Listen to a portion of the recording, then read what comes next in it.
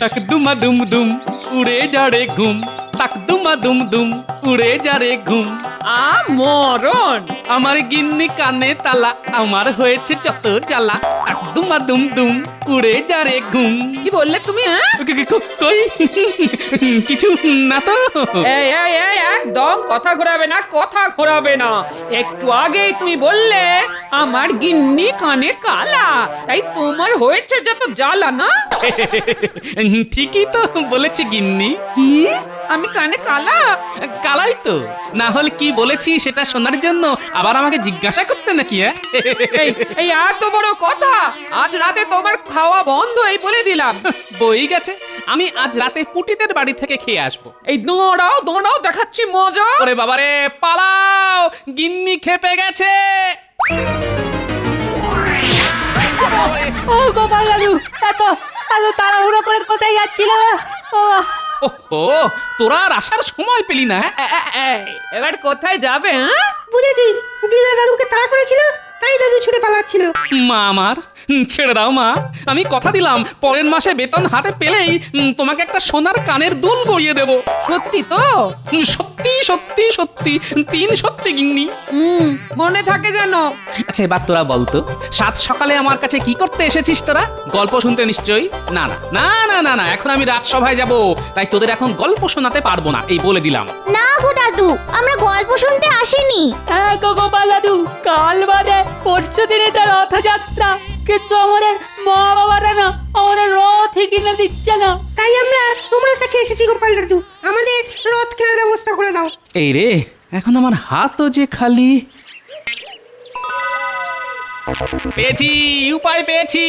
কাল বাজারে গিয়ে আমি কলার কাঁদিটা বিক্রি করে দেবো, যা পয়সা পাবো তা দিয়ে আমি তোদের রথ কিনে দেবো। কি মজা কি মজা কি মজা। আমরাও রথ টানবো। কি মজা কি মজা কি মজা কি মজা। কলা বেচাও হবে আর রথ কেনাও হবে।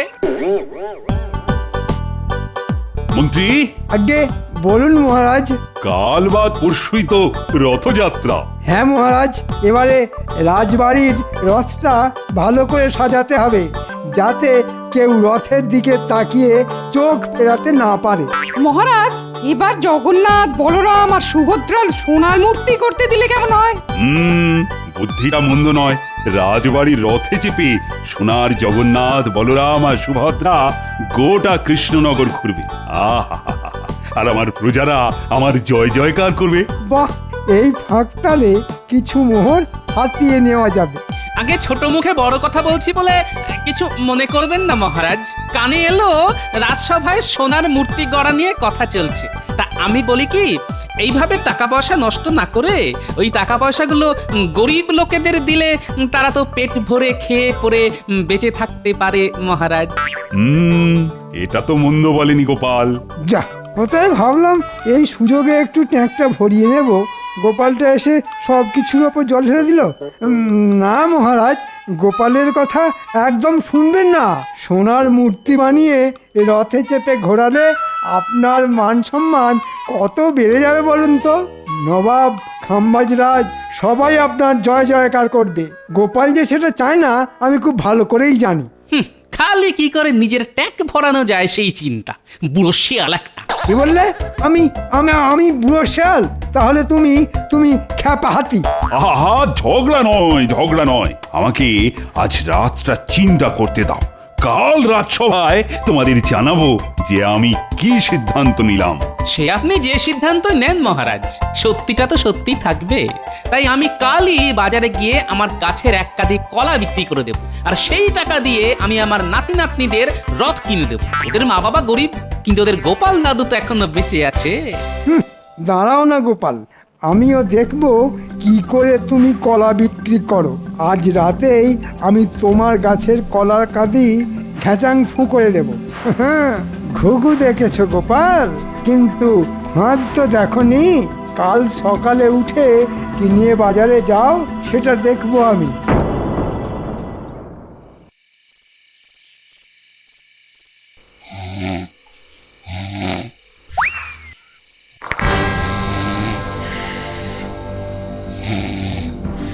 না, সমস্যাকে গোড়া থেকে কেটে ফেলতে হবে।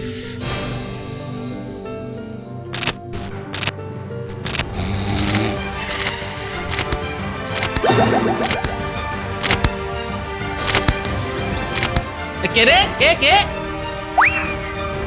আরে আরে আরে মন্ত্রী মশাই না যা কি আমার কলা গাছ ও এইবারে বুঝেছি এসব তাহলে মন্ত্রীর চাল কিন্তু কাল তাহলে বাচ্চাদের রথ কিনে নেব কি করে আমি যে ওদের কথা দিয়েছি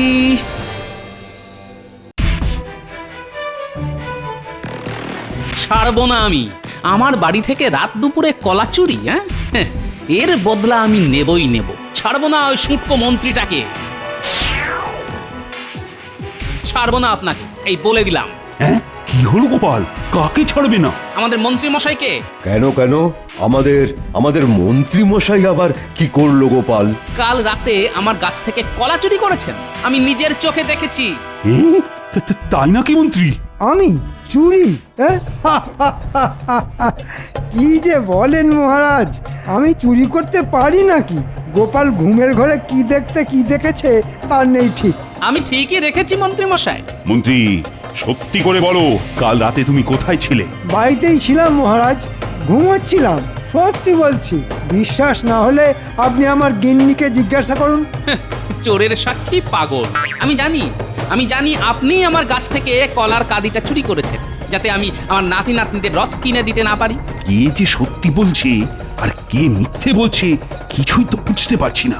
আমি চাই জাঁকজমক করে রথযাত্রা পালন করতে, আবার গরিব মানুষদেরও সাহায্য করতে চাই, কিন্তু একসঙ্গে দুটো কাজ করব কি করে? মুখ সামলে কথা বলো গোপাল। চোরকে চোর বলবো না তো কি ভগবান বলবো? চুপ চুপ, দুজনেই চুপ, আর একটাও কথা নয়। আমি বিচার করব তোমাদের। মন্ত্রী গোপাল, আমি তোমাদের দুজনকেই 100 মোহর করে দেব, আর তোমাদের দুজনকেই দায়িত্ব নিয়ে রথযাত্রার অনুষ্ঠানের আয়োজন করতে হবে, রথ সাজাতে হবে, কিন্তু আলাদা আলাদা ভাবে। যার আয়োজন সব থেকে ভালো হবে তার রথেই জগন্নাথ, বলরাম আর সুভদ্রা এই কৃষ্ণনগর ঘুরবে, আর আমি তাকে পুরস্কার বাবদ 50 মোহর দেব। বলো রাজি তো? রাজি মহারাজ। আমিও এক পায়ে রাজি মহারাজ। ছাড়বো না গোপাল, এমন ধুমধাম করে রথ বার করব যে রাজ্যের সবাই হাঁ করে তাকিয়ে থাকবে আমার রথের দিকে। আমিও ছেড়ে দেব না, এই বলে দিলাম। এর একটা বদলা আমি নেবই। তবে আর দেরি নয়, আজ থেকেই তোমরা কাজ শুরু করে দাও। কালই যে রথযাত্রা।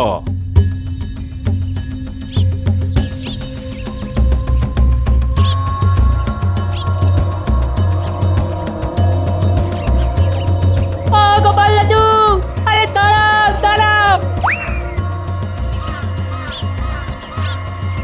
বাজার গেছিলে বুঝি গোপাল দাদু? কলা বিক্রি করবে নাকি গো গোপাল দাদু? এবার আমাদের রথ কিনে দেবে তো? এবার এদের কি উত্তর দিই? এরা যে আমার মুখ চেয়ে বসে আছে। কি হলো গোপাল দাদু? দেব তো দেব।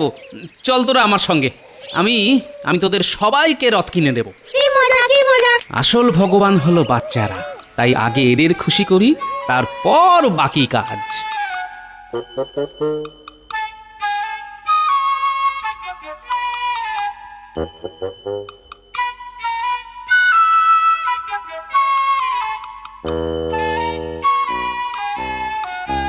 এবার আমি গোপালকে এমন শিক্ষা দেব যে আর কোনো দিন গোপাল আমার সামনে সোজা হয়ে দাঁড়াতে পারবে না।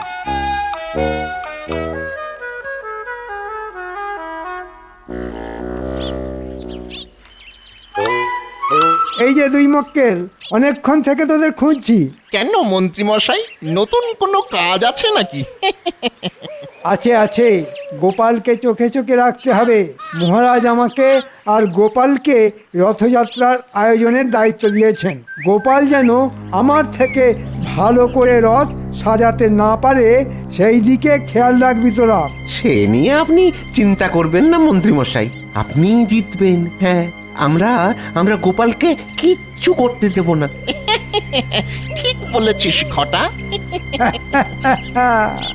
এবার দেখো গোপাল, তোমার হাল কি হয়। আমি এই রথটা নেব গোপাল দাদু। আর আমি এটা নেব। আমি তাহলে এটা। আর ট্যাপা পুচকে তোরা ছোট, তাই তোরা এই ছোট রথটা নিবি। ভাই মোট কত হলো? মোট হলো 5 টাকা। এই নাও। এটাও বাকি থাকে কেন?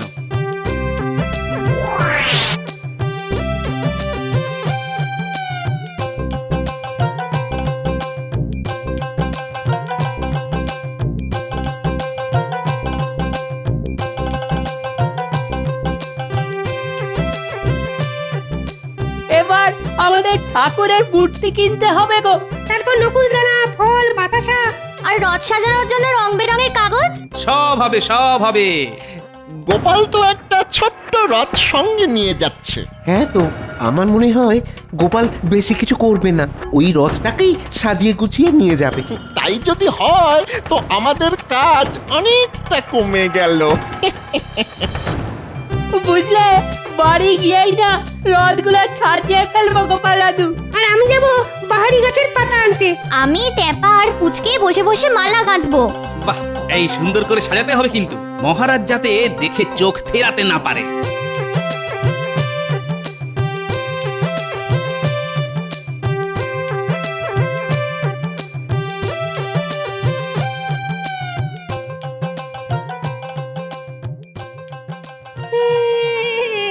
আমার রথ চাই মা, আমি রথ না বাবা, জেদ করে না, রথ কেনার পয়সা নেই আমার কাছে। সবাই তো রথ টানে, আমিও রথ টানবো।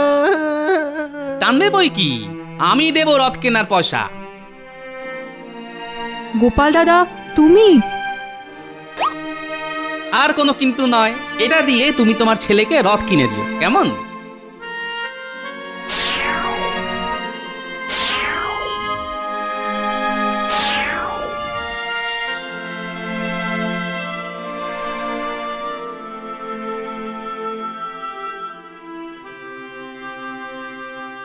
ওই ওই শয়তান মন্ত্রীটা যাচ্ছে। মন্ত্রীটা কি পরিকল্পনা করছে একবার দেখে আসি।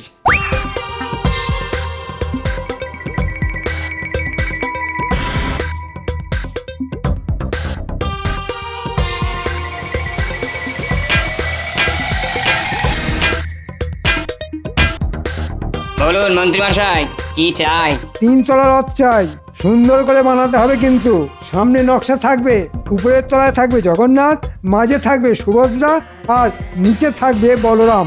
একদম উপরে একটা পতাকা থাকবে। সব হয়ে যাবে।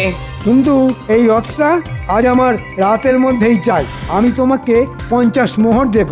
50 মোহরে কালকের মধ্যে এত কাজ কি করে হবে বলুন? 50 মোহর থেকে বাড়িয়ে 70 মোহর করে দিন। আমি কথা দিলাম কালকের মধ্যে কাজ করে দেবো। আর তো কোনো উপায় নেই। বেশ, তাই করো। আমি তোমাকে না হয় 70 মোহরই দেব, কিন্তু কাজ ভালো হওয়া চাই। সে নিয়ে আপনি একদম চিন্তা করবেন না মন্ত্রীমশাই। হ্যাঁ, এমন হাল করে ছাড়বো আপনার যে আর কোনোদিন গোপালের পেছনে লাগার সাহস দেখাবেন না, এই বলে দিলাম মন্ত্রী মশাই। পেয়েছি বিজ্ঞানী। এই ব্যাপারে বিজ্ঞানী আমাকে সাহায্য করবে।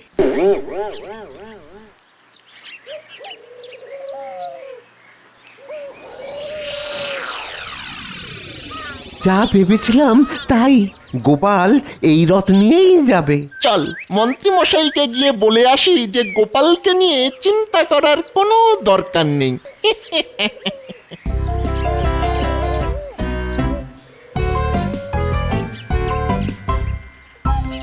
বিজ্ঞানী বাড়ি আছো?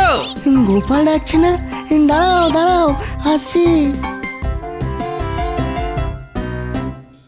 কি ব্যাপার, হঠাৎ না বলে না কয়ে আমার বাড়ি পথ ভুল করেছো? ভেতরে চলুন, কথা আছে। হ্যাঁ, এবার বলো কি কথা? শোনো, আমার একটা শক্তিশালী চুম্বক চাই বিজ্ঞানী, আজই। চুম্বক দিয়ে কি করবে গোপাল? আছে আছে, অনেক কাজ আছে। বেশ, আজ রাত্রে এসে নিয়ে যেও। আমার কাছে একটা অনেক বড় চুম্বক বানানোই আছে, আমার একটা গবেষণার কাজে লাগছিল। ঠিক আছে, তুমি নিও, আমি আরেকটা বানাবো। কিন্তু কত বড় চুম্বক চাই সেটা বলো। অনেক বড় আর শক্তিশালী, যাতে অনেক দূরের জিনিসও ওই চুম্বক টেনে নিতে পারে। হ্যাঁ, ঠিক আছে গোপাল।